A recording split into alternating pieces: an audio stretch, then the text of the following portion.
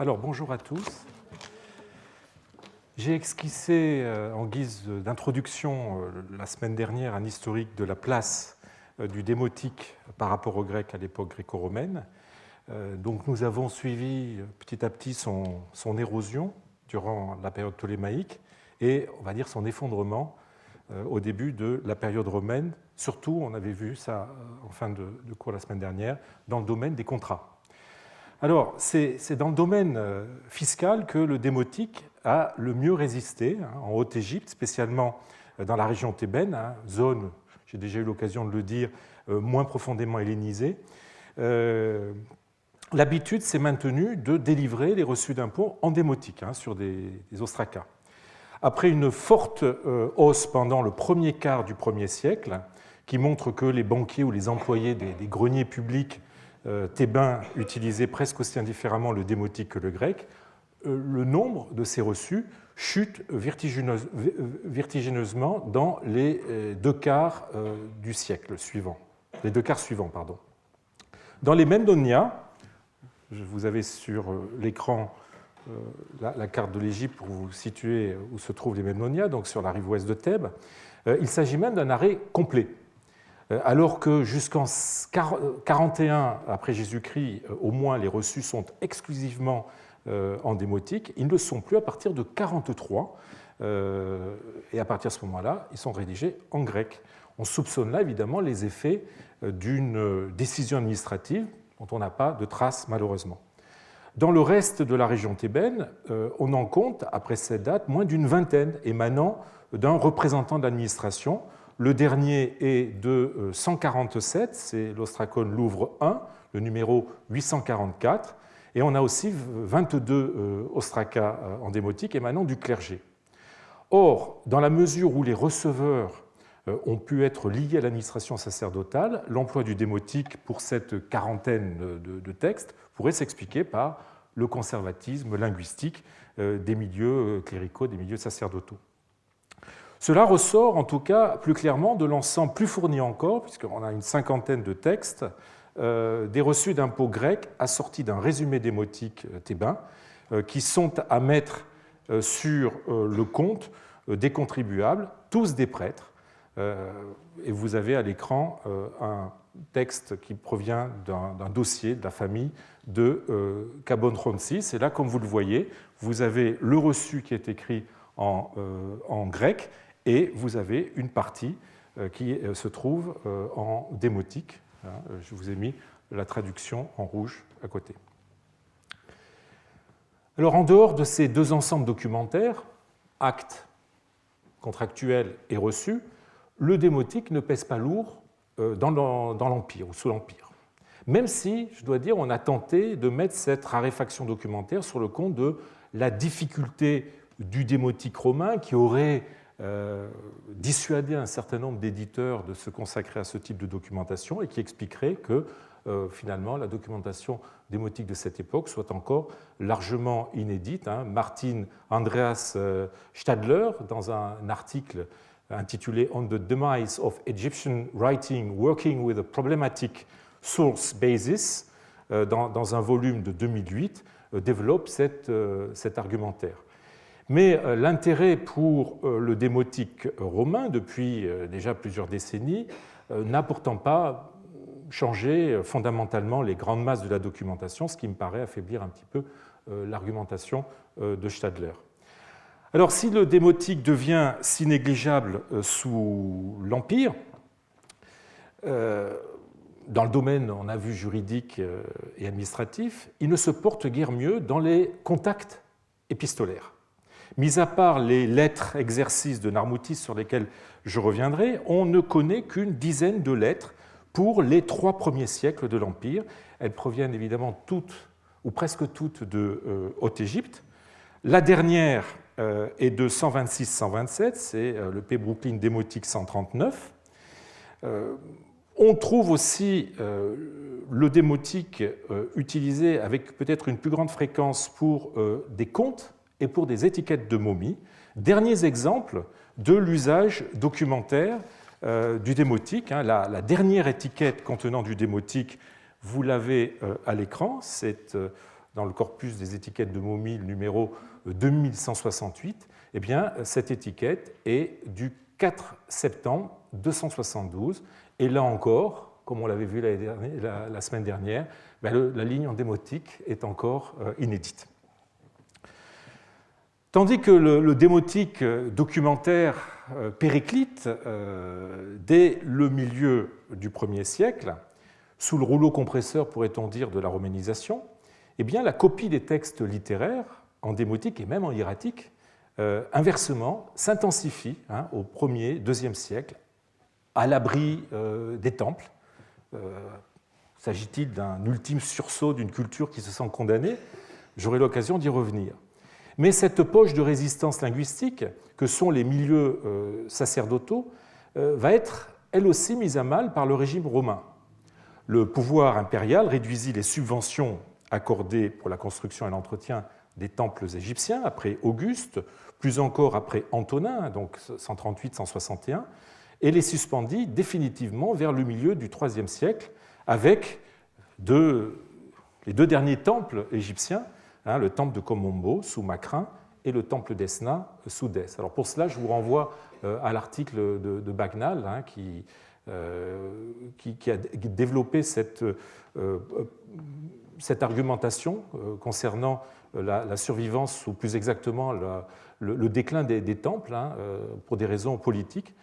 Le déclin des temples acheva ce qu'avaient bien entamé les réformes administratives. Avec les temples, évidemment, disparurent non seulement les derniers utilisateurs des hiéroglyphes, ainsi que du hiératique et du démotique, notamment pour des textes religieux et magiques, mais aussi l'enseignement de ces écritures, qu'ils étaient les seuls à dispenser dans ces fameuses maisons de vie dont j'ai déjà eu l'occasion de parler. Symptomatique est l'abandon du démotique pour les demandes oraculaires qui, à l'époque romaine, se font désormais en grec. Alors, je me contenterai de citer deux exemples papyrologiques qui pourraient témoigner d'une forme de déculturation des milieux sacerdotaux et de leur nécessité d'avoir recours au grec. Le premier est un papyrus de Thèbes-Tunis. Vous avez ici une vue du site de Thèbes-Tunis en cours de fouille par une mission franco-italienne. Il s'agit du fameux onomasticon, datable du IIe siècle après Jésus-Christ, un papyrus Carlsberg, papyrus 1.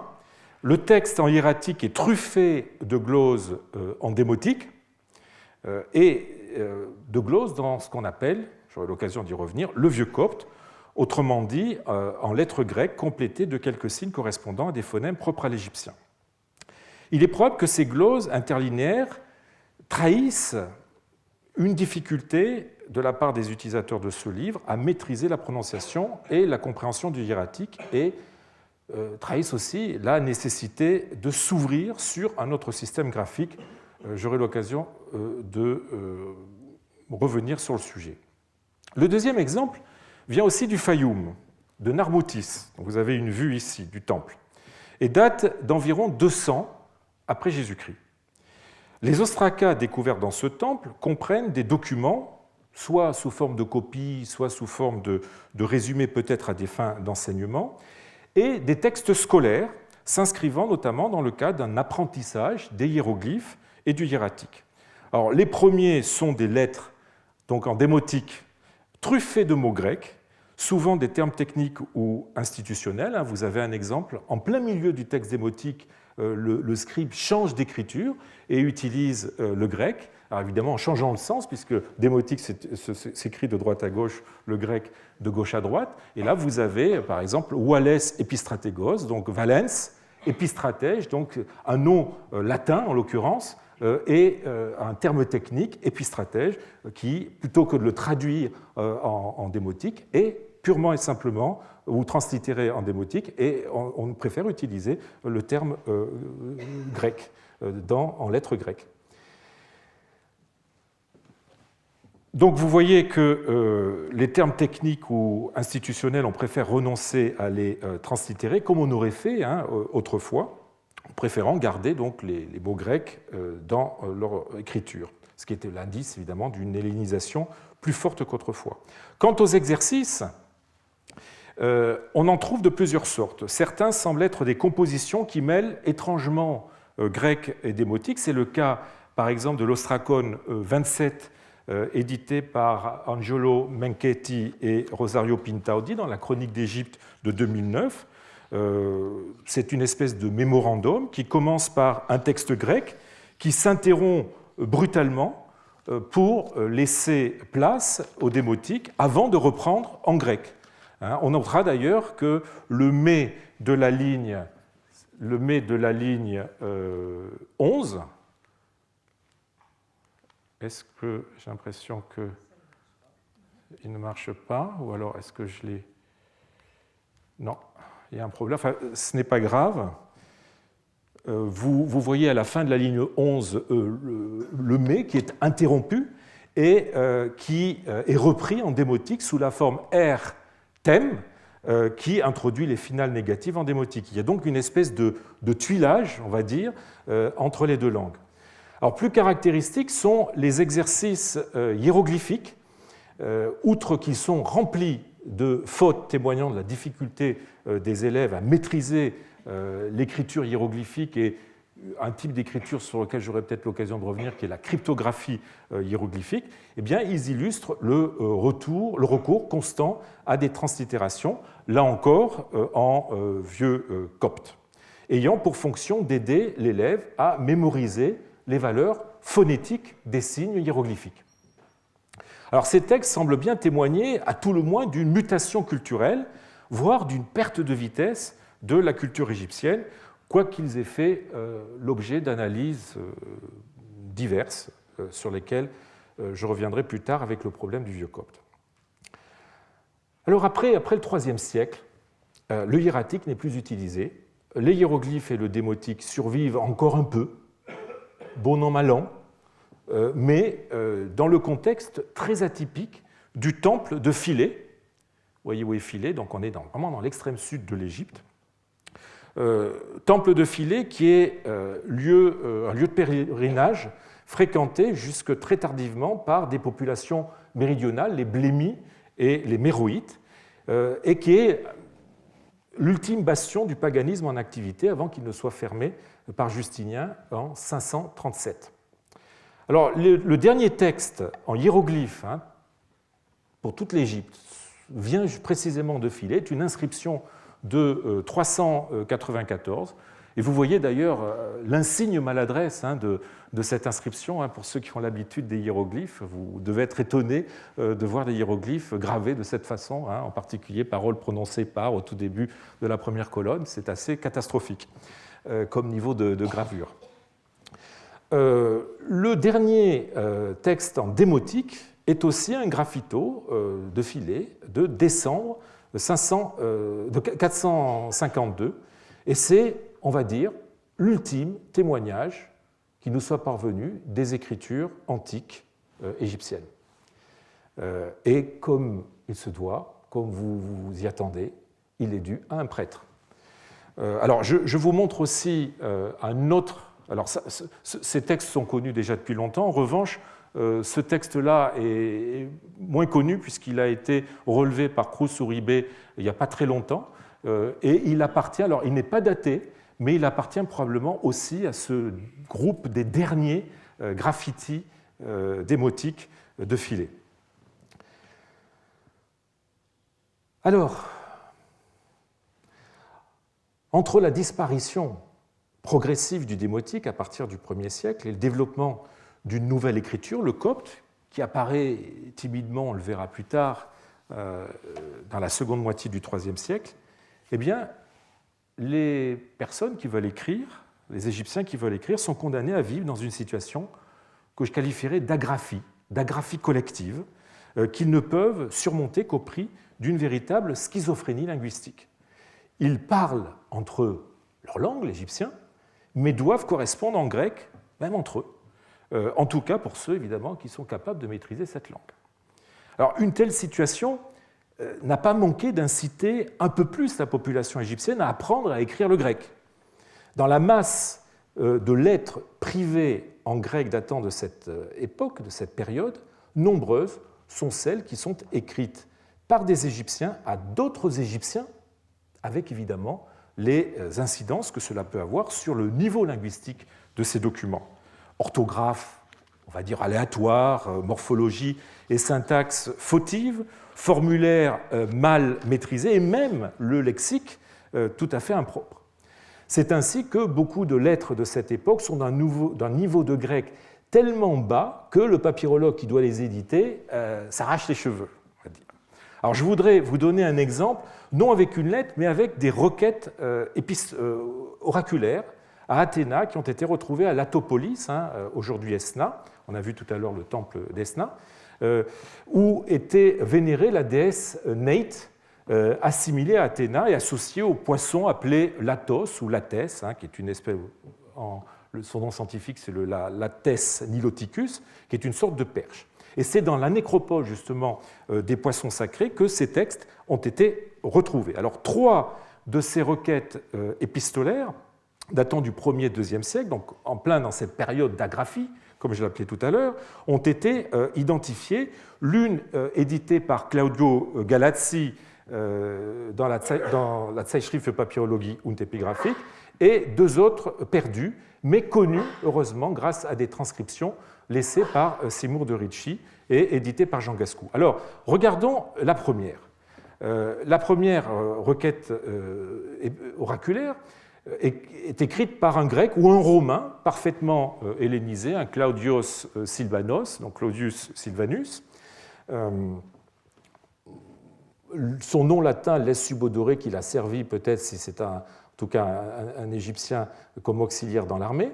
Ce texte présente très peu de fautes. Je vous lis rapidement la traduction. Claudius Silvanus et ses frères à leur maîtresse Athéna, contre Longinus, fils de Marcus. Comme Longinus, contre lequel nous avons fait souvent appel à toi, nous a attaqués en attentant à notre vie, à nous qui n'avons jamais rien fait de mal, qui sommes pauvres, et en effet, alors qu'il n'a aucun intérêt à la matière, il nous a fait un procès avec malveillance, eh bien nous te demandons de nous faire justice, car il a fait appel aussi à Amon. Voilà. Donc, il y a très peu de fautes, vous voyez, dans la paracritique, il y a une seule faute qui est à la ligne 6. Bon. Le texte se comprend parfaitement. Les 2 autres textes, en revanche, sont écrits par des Égyptiens, et là, ils laissent beaucoup plus dubitatif.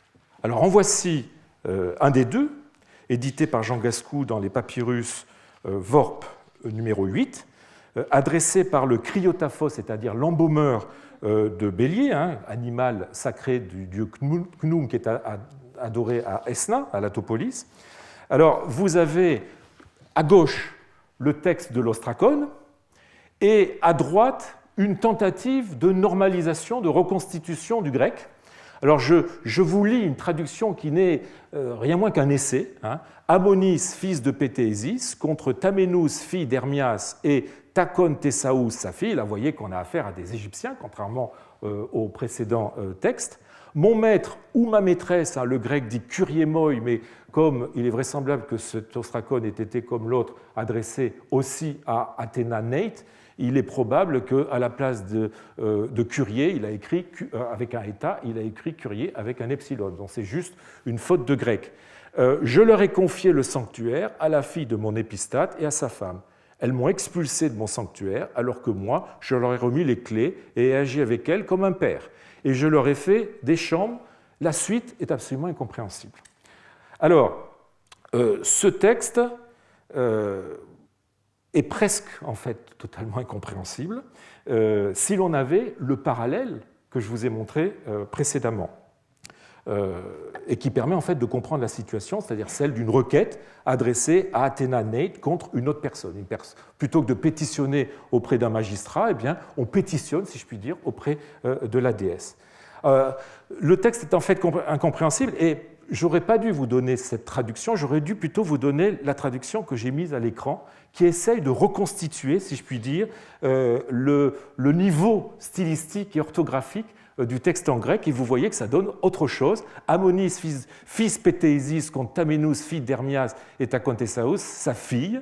Mon maître, ma maître, je l'ai confié le sanctuaire, le fils de mon épistate, à sa femme. Elles ont expulsé à moi de mon sanctuaire, alors que moi, je l'ai remis les clés et agi avec elle comme père et fait chambre. C'est absolument incompréhensible. Voilà. Et donc, c'est un exemple de ces textes que nous sommes amenés, papyrologues, à étudier pendant cette période. Vous me direz, il y a des textes aussi avec ces problèmes orthographiques avant et après, mais particulièrement pendant cette période, évidemment, ça se comprend, puisque les Égyptiens n'avaient plus entre eux de moyens de s'écrire dans leur propre langue, avec leur propre écriture. Alors, c'est un exemple parmi 1000 des difficultés auxquelles est confronté le papyrologue quand il se penche sur des textes écrits par des Égyptiens mal hellénisés.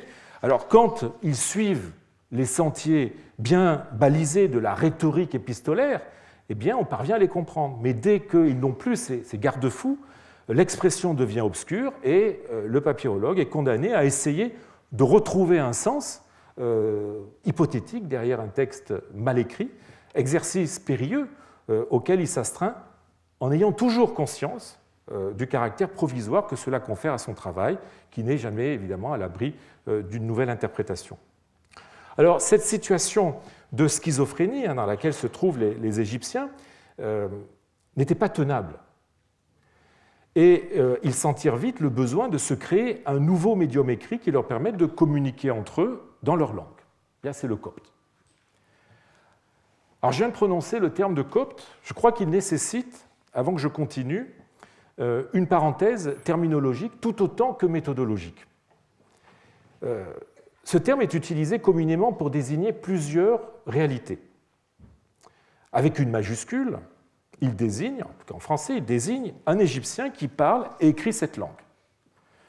Alors, dans la mesure où le copte, comme on va le voir, est le médium des chrétiens d'Égypte, copte désigne les chrétiens d'Égypte. C'est ainsi que l'utiliseront les Arabes à l'origine du mot par la déformation de l'arabe qibti, qui vient lui-même du grec aegyptos, égyptien, qui lui-même, semble-t-il, vient d'une désignation égyptienne de Memphis, Outkapta, littéralement la maison du Ka, c'est-à-dire un double spirituel de Ptah, qui par métonymie aurait été utilisé par les premiers Grecs visitant l'Égypte pour désigner l'Égypte, dont leur connaissance, comme vous le savez, se réduisait surtout à la Basse-Égypte et au tout début de la Moyenne-Égypte. Les Arabes, bien après la conquête, ont en effet eu recours donc à ce mot, qibti, pour caractériser la communauté chrétienne constituant la population du pays conquis par opposition aux conquérants musulmans. Mot passé ensuite dans les langues européennes. La première attestation remonte, en tout cas en français, remonte au XVIe siècle sous la forme koft avec un F, puis koft avec PH, avant que la forme copte ne devienne l'orthographe commune. Alors ce dernier usage, c'est-à-dire copte pour désigner un chrétien d'Égypte par opposition, en l'occurrence, aux musulmans, est le seul qui soit historiquement valide. Et encore s'inscrit-il dans un contexte très postérieur à la période qui est la nôtre et dans laquelle l'Égypte n'est, en tout cas pas au début, totalement chrétienne et les Égyptiens ne s'identifient pas encore en tant que tels par leur religion. Alors, avec une minuscule, le mot copte désigne communément l'écriture des chrétiens d'Égypte ainsi que l'état de la langue que cette écriture rend. Alors, il s'agit là d'un emploi moderne qui a donné lieu à la création donc, du terme coptologie, étude de l'écriture copte, de la langue copte, des textes écrits en copte, mais aussi de la civilisation de ceux qui utilisent cette écriture. Alors, il est à noter que l'emploi de ce mot, non seulement pour l'écriture, mais aussi pour l'état de la langue qui correspond donc à son émergence, a amené certains à utiliser le terme copte aussi pour des textes qui ne sont pas écrits en écriture copte stricto sensu. Et je voudrais citer un texte tout récent de Joachim Friedrich Quack, qui est paru il y a quelques jours, et je le cite, « On doit insister sur le fait que les signes d'écriture et la langue n'ont pas entre eux un lien de nécessité. D'un côté, il est en principe possible d'écrire la langue copte en écriture égyptienne démotique, et en effet, on peut arguer que quelques ostracas de Nermoutis au moins, peut-être aussi quelques sections du papyrus magique démotique de Londres et de Leyde, on aura l'occasion d'y revenir, sont linguistiquement plus du copte que du démotique. Il y a également quelques attestations de langue copte écrites complètement en grec, sans signe additionnel emprunté au démotique, ou en arabe, et même en écriture éthiopienne. D'un autre côté, l'ensemble des signes d'écriture copte peut être usité pour des textes qui appartiennent linguistiquement à des phases plus anciennes de la langue égyptienne, ainsi que pour des langues complètement différentes, comme c'est le cas lorsqu'il est utilisé pour noter du vieux nubien, là encore avec quelques signes additionnels, cette fois-ci dérivés du méroïtique, ou exceptionnellement de l'arabe. Donc vous voyez, la situation est extrêmement complexe, notamment du fait de l'écart qui existe entre l'égyptien, entre l'écriture, si je puis dire, et la langue. Alors cela ne concerne, il est vrai, exception et cas insolite mis à part, que les périodes antérieures à l'émergence de l'écriture copte stricto sensu. Alors, voilà pour ce qui est des usages, disons, les plus fréquents du mot copte. Je voudrais rajouter qu'il faut se méfier et même bannir des usages dérivés du mot, notamment en matière de chronologie ou de culture matérielle. Il faut absolument éviter de parler d'époque copte, comme on le voit encore trop souvent écrit. De même, peut-on s'interroger sur la pertinence qu'il y a à définir comme copte un objet de la vie de tous les jours, comme une céramique ou un tissu, les fameux tissus coptes, comme on a pris l'habitude de le faire dans les catalogues de musées ou de collections. Alors ici, je n'emploierai ce terme que pour la langue et l'écriture qui la transcrit et pour ceux qui l'emploient. Comme le copte est de l'égyptien, j'emploierai aussi le terme égyptien comme synonyme. Et c'est d'ailleurs le seul mot que connaît la langue grecque. Le copte en grec se dit aegyptos dans les textes de notre époque. C'est la même chose dans la langue copte, qui utilise le mot menet rem kémi, c'est-à-dire ce qui est propre aux habitants de l'Égypte, c'est-à-dire le pays noir. Bon. Alors, de toute façon, j'aurai l'occasion de revenir sur l'emploi de ce terme d'égyptien et du système d'opposition dans lequel il s'inscrit. Alors, dans un contexte où le grec est la langue officielle et finit par devenir la langue de communication écrite obligée des Égyptiens, on comprend aisément que ces derniers se soient tournés vers le grec pour élaborer une nouvelle écriture qui puisse prendre la suite du démotique. Le grec, par son caractère alphabétique et son omniprésence dans la société égyptienne, s'avérait une solution simple et naturelle. Le recours à l'écriture grecque pour noter de l'égyptien ne date pas de l'émergence du copte proprement dit au cours du IIIe siècle. Il a été précédé de diverses expérimentations durant les 3 premiers siècles qui lui ont donné naissance. Elles constituent ce qu'on appelle le vieux copte. Avant même cette phase préliminaire, le grec avait depuis longtemps été utilisé, mais de façon tout à fait sporadique, pour mettre de l'égyptien par écrit. C'est ce qu'il est d'usage de nommer le pré-vieux copte. Alors, le plus ancien témoignage de ces essais, on va dire incunables, est un glossaire gréco-égyptien du IIIe siècle avant Jésus-Christ, provenant probablement d'Elibé, c'est-à-dire Ancuron Polis. C'est un papyrus d'Heidelberg, aujourd'hui disparu, mais heureusement, nous avons encore une photo du verso. Et c'est précisément sur le verso d'un texte grammatical grec qu'a été composé le glossaire que vous avez à l'écran, constitué d'entrées. Donc vous avez des mots grecs, chaque entrée est un mot grec, suivi de leur translittération en lettres grecques, de leur traduction en égyptien. On a aussi des exemples anciens du recours à l'égyptien pour des textes suivis, et pas simplement des glossaires comme ici. Le plus ancien, et probablement le plus célèbre, est le graffito laissé en 201 ou 200 dans l'embrasure de la porte donnant sur la chapelle d'Osiris à Abydos, je vous montre où se trouve Abydos, par un partisan de l'usurpateur nubien Aaron Nofris. Alors vous avez ce graffito à l'écran. Je vous lis la traduction. Alors la première ligne a l'air d'être juste un essai avorté. Le pharaon Huron, et puis hop, ça s'interrompt brutalement. Il semble que le graveur avait oublié ou a réalisé qu'il avait oublié de mettre la date. En général, quand on laisse un graffito, on met toujours la date, ou on met souvent la date. Et là, il voulait mettre la date, il a oublié de le faire. Et par ailleurs, il a commencé à écrire le nom propre Urgonaphore, et il a oublié le gamma. Et donc, il a arrêté brutalement, et il a repris à la deuxième ligne. Et donc, je vous lis la traduction de la deuxième ligne. En 5 du pharaon Urgonaphore, en fait, c'est le mot égyptien qui correspond à Oron Nofris. Là, j'ai fait une faute dans le texte. Aimé d'Isis et d'Osiris, aimé d'Amon-Ré-Soter, c'est-à-dire Amon, roi des dieux, le dieu grand, et la suite est un peu mystérieuse.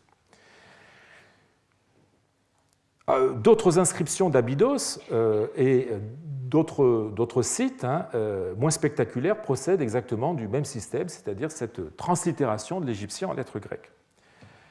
Alors, je passerai sur les noms et les formules magiques des papyrus magiques qui posent d'immenses problèmes d'interprétation et qui préfigurent les exemples en vieux copte que nous verrons ultérieurement. Je vous montre juste à l'écran un exemple d'un papyrus d'Oxyrhynchos, le 4468 du 1er siècle, donnant une section présentée explicitement comme étant égyptienne, un logos aegyptisti, c'est-à-dire discours ou formule aegyptisti en égyptien. Et après, vous avez, malheureusement, le papyrus est assez endommagé, il commence par Anak, qui correspond au copte Anok, je, etc. Bon.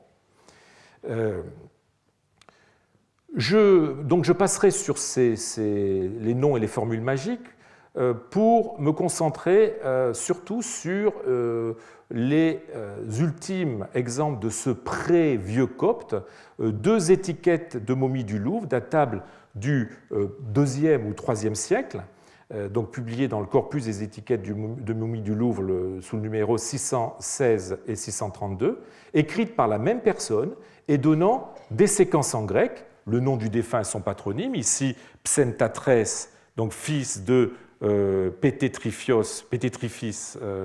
donc fils de Pététriphis, et ensuite, eh bien, vous avez une séquence en égyptien translittérée en lettres grecques et qui correspond à une formule religieuse que vive le bas, c'est-à-dire l'âme, devant Osiris qui préside à l'Occident, Dieu grand, Seigneur d'Abydos. Donc vous voyez, grec pour décliner l'identité de la personne et égyptien pour les formules religieuses.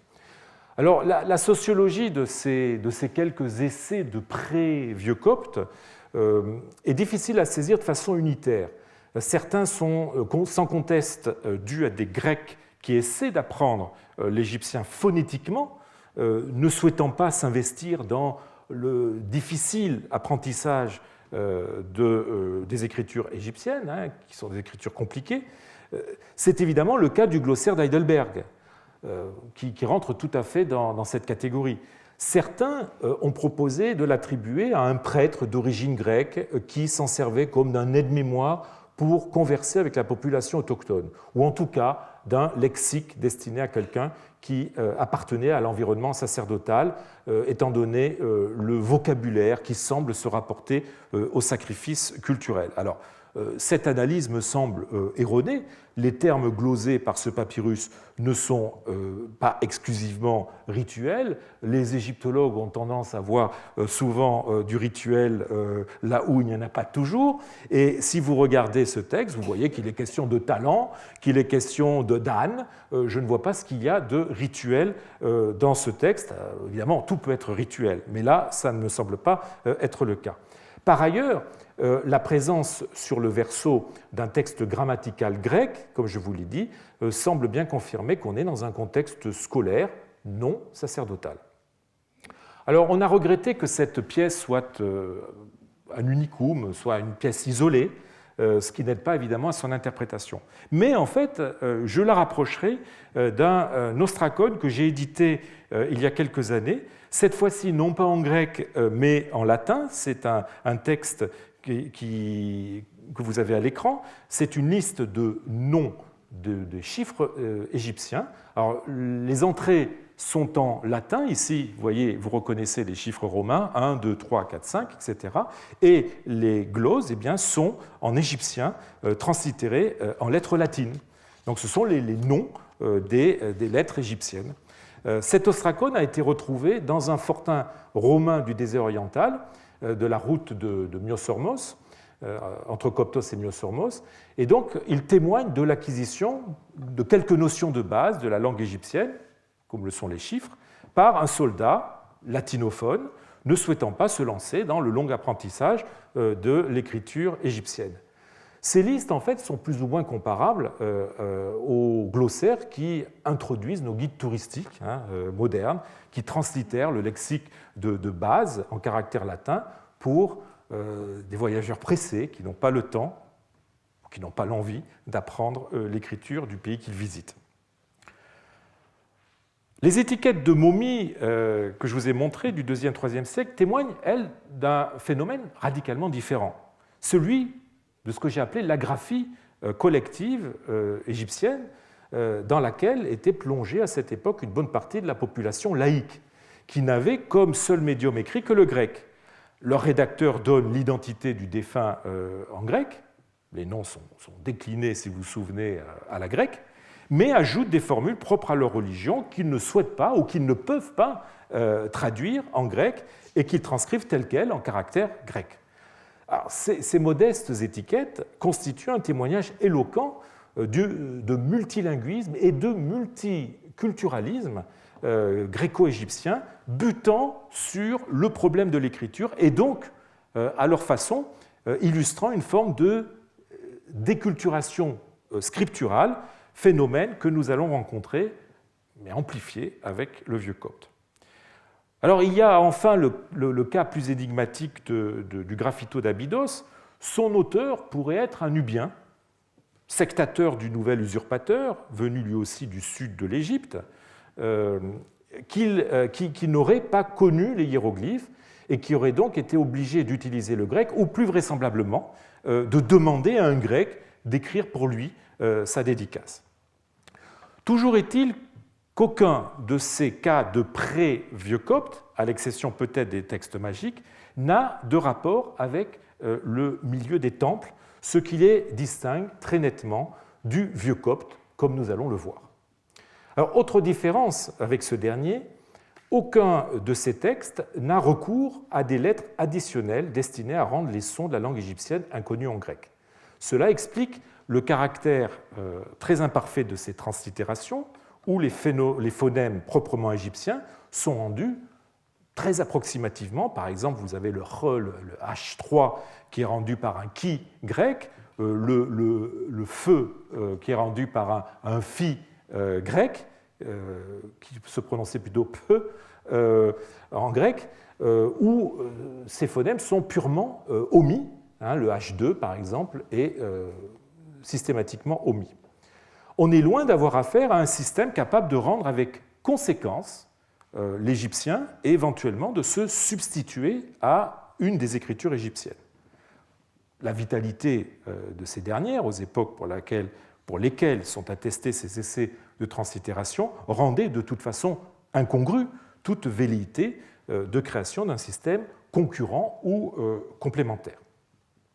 En fait, si on y regarde bien, rien ne justifie l'appellation pré-vieux copte que l'on donne à ces translittérations, sous-entendant, par une espèce de perspective téléologique, qu'elles mèneraient au copte.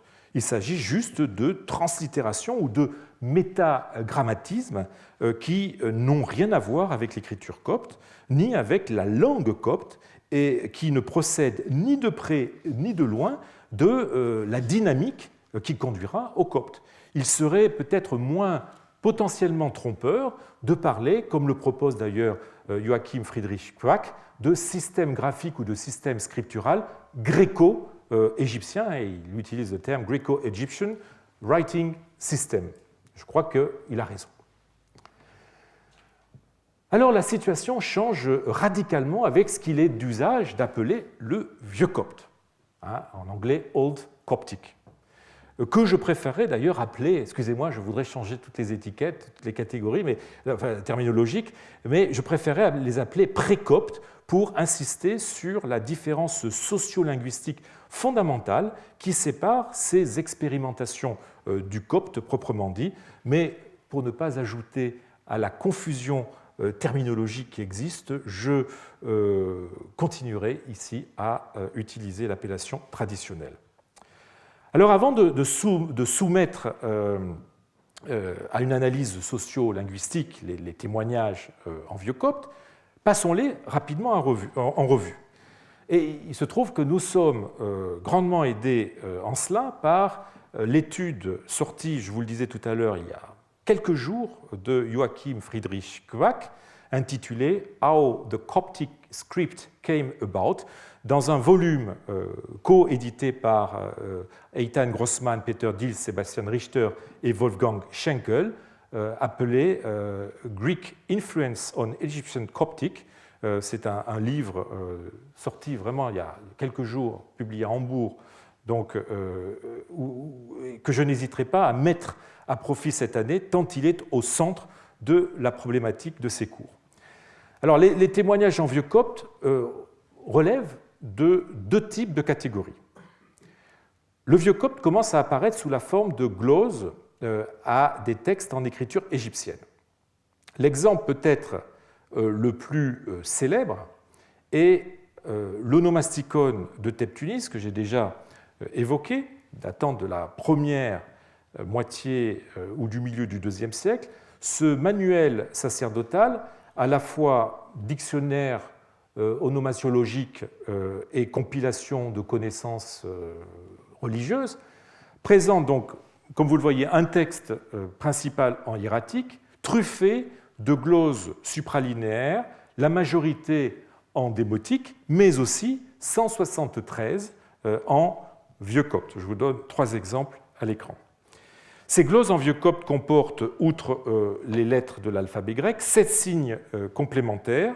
Là, j'aurais bien voulu, c'est vraiment dommage que le PowerPoint, le viseur ne marche pas. Vous voyez, pour le numéro, la deuxième glose comporte un de ces signes supplémentaires, qui ce n'est pas du tout du grec, c'est, on le verra, du démotique. Ces signes supplémentaires dérivés du démotique ont pour finalité de rendre la totalité des phonèmes étrangers au grec. Donc ces gloses, couvrant soit un mot complet, soit une syllabe ou une lettre du texte hiératique, ont pour but de vocaliser les mots égyptiens pouvant poser un problème de lecture. Vous savez que l'égyptien, en tant que langue kamito-sémitique, ne marque pas les voyelles et que l'expression écrite des mots se réduit donc à une structure consonantique. C'est donc au lecteur, par sa connaissance de la langue, à restituer le vocalisme des mots. Les gloses en vieux copte, grâce aux voyelles grecques, aident donc le lecteur de ces manuels à vocaliser les mots et ainsi à prévenir les ambiguïtés liées à des termes de même structure consonantique que seule la flexion vocalique permet de différencier. Alors, d'autres textes contiennent des gloses en vieux copte, mais de façon moins spectaculaire, provenant notamment de Thèbes-Tunis. Je vous montre un exemple tout à fait, qui est encore inédit, que cite Quack, d'un texte qu'il a découvert et qui vient de Thèbes-Tunis. Je vous montre aussi un autre texte inédit qui, lui, vient cette fois-ci d'Oxyrhynchos. Alors, un peu différents dans leur fonction sont les gloses des ostraca de Narmoutis, dont j'ai parlé tout à l'heure, datant de la fin du IIe siècle ou du début du IIIe. Il ne s'agit plus de gloses à proprement parler, mais de translittération de mots. Mais leur finalité, finalement, est identique à celle des gloses des manuels de Thèbes-Tunis, c'est-à-dire aider l'élève à saisir et donc à mémoriser la vocalisation des mots en hiéractique ou en hiéroglyphe. Donc en développant ces équivalences entre égyptien et en écriture traditionnelle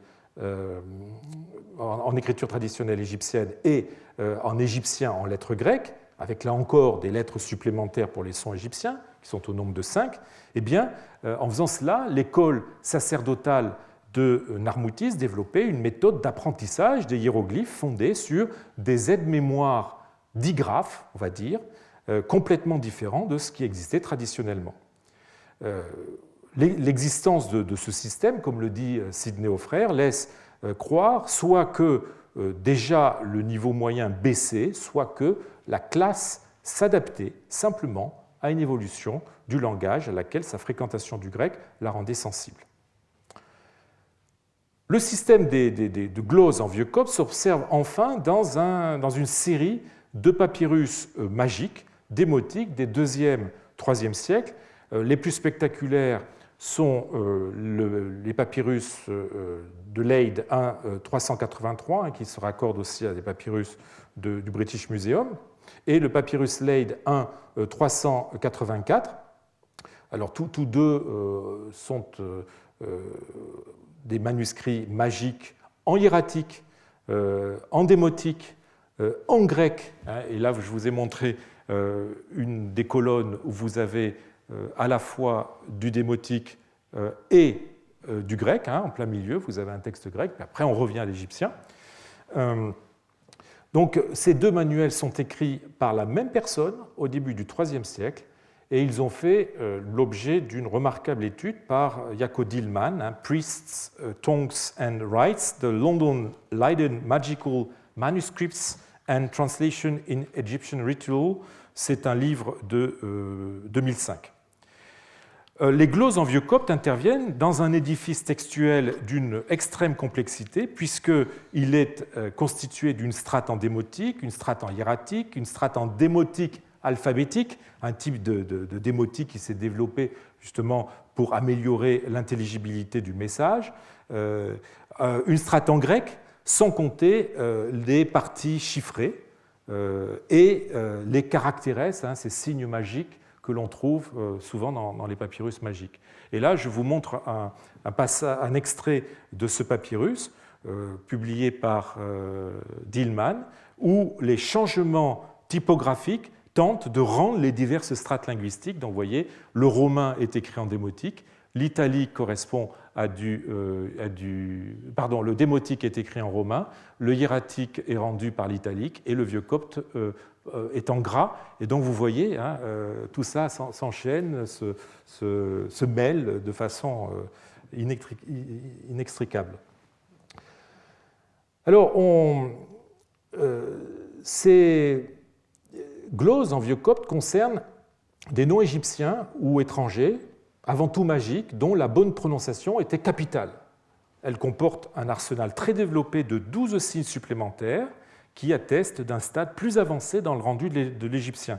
On remarquera d'ailleurs ce qui ressemble à un upsilon qui rend l'aspiration égyptienne. Je vous ai donné un exemple avec le mot yuyu, qui est rendu par donc en vieux copte ouhou, mais le premier upsilon en fait n'est pas un upsilon, mais il rend l'aspiration de l'égyptien.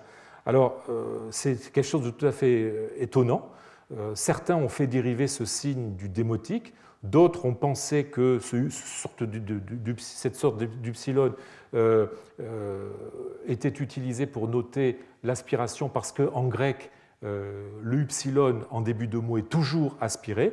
Personnellement, j'aurais tendance à penser que ce signe dérive d'un esprit rude grec qui peut avoir, alors vous voyez la forme normale d'un esprit rude, qui peut se simplifier et d'une certaine façon peut aboutir à quelque chose qui pourrait ressembler à un upsilon. Alors cet indice, combiné à la présence des sections grecques, à la présence aussi de signes astrologiques que l'on trouve fréquemment dans les papyrus grecs, comme ici le signe du soleil,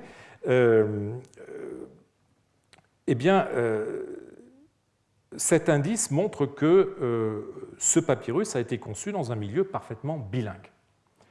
Alors, deux autres papyrus magiques démotiques comportent aussi des gloses en vieux copte, le papyrus Louvre E 3229 et le papyrus du British Museum 10588. Je n'insisterai pas. Alors, la seconde catégorie de textes en vieux copte regroupe des textes, cette fois-ci, entièrement écrits dans ce système, ou en tout cas des séquences de textes suivis, et non plus juste des glosses. Alors on pourrait croire que ces textes sont postérieurs à ceux où le vieux copte n'occupe qu'une fonction glossographique. Ce n'est nullement le cas. Hein. Le plus ancien est un horoscope de 95, mais la copie en fait est peut-être postérieure de quelques années, qui provient de Thèbes, connu sous le nom de Old Coptic Horoscope, au verso duquel a été copié ensuite l'oraison funèbre d'Hypéride. Là encore, vous voyez un mélange culturel assez étonnant. L'horoscope lui-même est rédigé en grec, immédiatement suivi d'une section en forme de manuel astrologique en vieux copte. Le vieux copte arbore un système de lettres supplémentaires très complet, au nombre de 7, ce qui montre que ce système était déjà conçu à l'extrême fin du 1er siècle. De la même période date le papyrus Schmidt, une requête adressée à un dieu provenant d'Hermopolis et dont la date tourne autour de 100. On y retrouve aussi les 7 lettres supplémentaires. Alors, autre texte, le Pémichigan inventaire 6131 verso, c'est à nouveau un horoscope provenant de Soknupayuneso, donc on est toujours dans le Fayoum, pas par rapport au papyrus Schmidt, mais aux autres papyrus que je citais avant. Il date du IIe siècle et il présente un système de 6 lettres supplémentaires.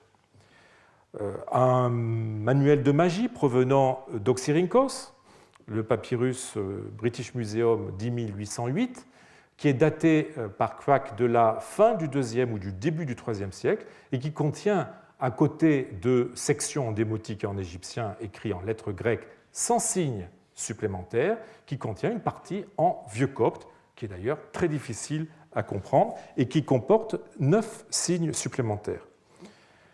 À côté de ces manuscrits, on trouve aussi un texte qui relève, je dirais, de la pratique documentaire, du domaine documentaire, en l'occurrence, eh bien, des étiquettes de momies. Il s'agit de textes qui viennent du Nome Panopolis du IIIe siècle et qui comportent une partie en grec sur une face, voilà un exemple, une des deux, une partie en grec sur une face et sa traduction en vieux copte sur l'autre. Alors, vous voyez, il ne s'agit pas, contrairement à l'étiquette que je vous ai montrée, de pré-vieux copte, puisqu'on y relève un signe supplémentaire qui marque le son che, hein, qui n'existe pas en grec, hein, shleou.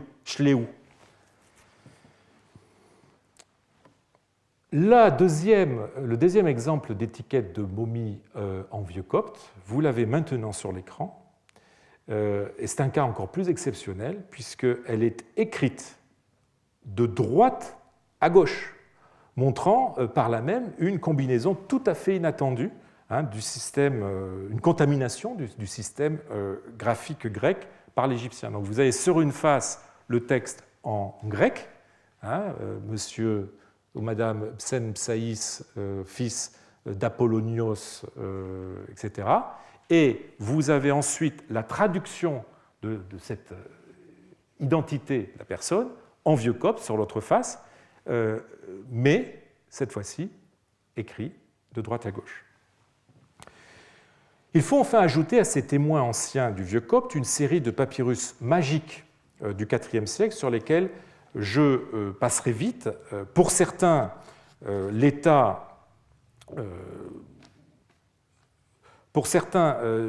de la langue est quasiment celui du copte proprement dit, dont ils sont contemporains, IVe siècle. Ils mêlent, en tout cas pour la plupart des strates de diverses langues et d'origines et d'époques diverses, ce qui leur donne l'air, pour reprendre l'expression de Joachim Friedrich Quack, de résulter d'un bricolage où des bouts de systèmes préexistants sont adaptés pour créer des solutions ad hoc. Alors, les plus caractéristiques de cet ensemble sont le papyrus Louvre 2391, dit papyrus Mimo, qui a été, la partie grecque a été reprise dans les papyrus magiques grecs 3. C'est un rouleau de provenance inconnue, datant du IVe siècle, qui, dans un texte très majoritairement grec, comporte des passages en vieux copte. Vous voyez ici un de ces passages, vraiment le plus long. Passage en vieux copte doté de 4 lettres supplémentaires. Et l'autre exemple est le papyrus, le supplément grec 574 de la Bibliothèque nationale de France, connu sous le nom de Grand papyrus magique de Paris, dont la partie grecque a été reprise dans les papyrus grecs magiques du numéro 4. Donc c'est un codex du IVe siècle faisant partie de ce que l'on appelle la bibliothèque magique de Thèbes, le plus grand ensemble de papyrus magiques acquis dans la région thébaine par le consul général de Suède et de Norvège, Jean d'Anastasie, entre 1828 et 1857. Ce papyrus, lui aussi majoritairement grec, comporte des séquences en vieux copte, notamment l'invocation initiale que vous avez ici, alors qui est entrecoupée à un moment par un peu de grec, Emera, Dios, Ora, etc. Mais globalement, c'est de l'égyptien, translittéré en lettres grecques. Donc c'est la ligne 1 à 25. Et puis un charme d'amour faisant intervenir Isis à partir de la ligne 94. Alors, ces parties en vieux copte contiennent 3 lettres supplémentaires et, fait tout à fait étonnant, utilisent l'esprit rude pour rendre le H égyptien. En même temps d'ailleurs que l'esprit doux, on retrouve aussi dans ce texte l'utilisation de l'esprit doux et des accents, donc des choses tout à fait grecques, des signes tout à fait grecs. Alors, frappé, je vous donne juste un exemple, deux exemples de ces esprits rudes qui connaissent la forme, qu'on va dire, épigraphique de l'esprit dans les papyrus. Maintenant, l'esprit est incurvé, mais à cette époque, l'esprit avait souvent cette forme. Et là, c'est le mot grec, le mot copte ret, qui veut dire cœur, et donc l'aspiration, qui est rendue par le ori, est rendue dans ce texte en vieux copte, tout simplement par l'esprit rude. Alors, frappé par la présence de ces diacritiques grecs, ainsi que par le nombre très faible de lettres supplémentaires d'origine démotique, eh bien, Joachim Friedrich Quack pense que l'on aurait affaire à un système alexandrin qui aurait été adapté dans ce manuscrit pour un lectorat méridional. Je vous rappelle que le papyrus provient de Thèbes. J'hésite à le suivre. Je pense que, quoique inventés par les philologues alexandrins de l'époque hellénistique, les accents et les esprits n'étaient pas, depuis longtemps, n'étaient plus l'apanage de cette cité. On les retrouve dans les manuscrits et plus rarement dans les documents de toute l'Égypte. Et par ailleurs, il serait étonnant d'avoir à une époque aussi ancienne des traces d'une production littéraire en copte ou en vieux copte dans une cité qui est, elle, profondément grecque. Je rappelle que nous n'avons pas, à ma connaissance, encore trouvé de témoignages écrits de copte à Alexandrie. Alors, je sais bien qu'Alexandrie est une ville où on ne trouve pas beaucoup de papyrus, mais on aurait pu retrouver des inscriptions. Et nous n'avons pas d'inscriptions en copte trouvées in situ à Alexandrie. Alors, que nous enseignent ces textes en vieux copte ? Eh bien, c'est ce que nous verrons la semaine prochaine. Je vous remercie.